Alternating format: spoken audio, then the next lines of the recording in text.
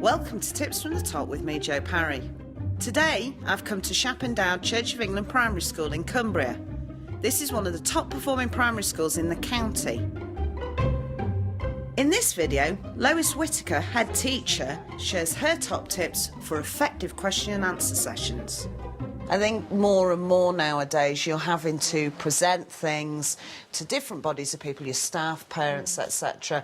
And I feel quite strongly that the Q&A is key. Well, I think preparation is the key word. You've got to anticipate the kind of questions that you might be asked.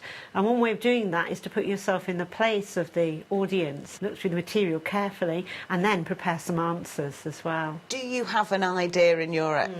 in your vast experience of this, of the different types of people you might have in that audience? In most audiences, you do get a range of types of people who are going to have different responses to anything that you've told them. What about that reticent person in the audience who's maybe muttering under their breath?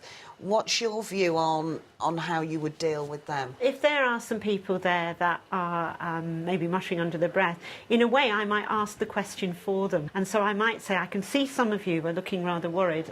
I wonder whether you're asking this, and then answer it. And then sometimes that does seem to enable those people to then do a follow-up question. Yes. And they feel involved there, don't they? Yes. They do feel involved. Yes. What about that angry response? You're bringing something to your staff or your parents or whoever, and actually that's made somebody very angry. If you do get an angry response, sometimes totally understandable but still angry, actually just to move position yourself, it gives you time to think, it diffuses the situation, and in a very unusual way you become a different person because you've moved. Oh wow. Then to answer is more effective. So you'd actually physically move to one side? Yes, I would move from one position to another, not too far, but in walking you have a chance to think about what you're going to say, and you, in a strange way, become a different person than the person who made the comment on the other side of the room. I'm going to use that.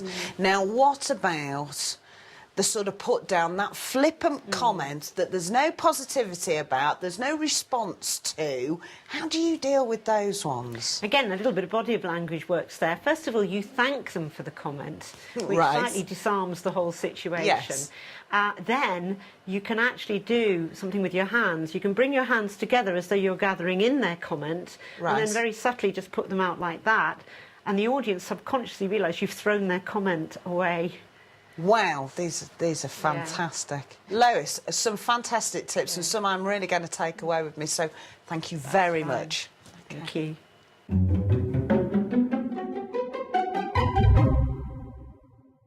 Firstly, think about, as you go through your presentation, what questions might be asked, and then jot yourself down an answer that you're going to use as an aide-memoire. You'll feel really confident then, because you know you will have an idea of what's coming at you.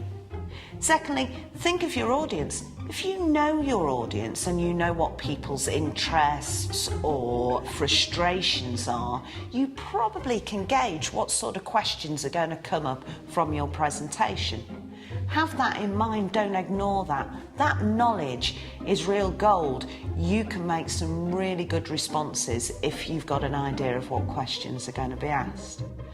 And then there's always a little bit of a gap when you ask for questions after a presentation. Well, if you get over that silence by cheating, I suppose, by placing a question in the audience for somebody to ask, just starts the ball rolling, making people feel comfortable.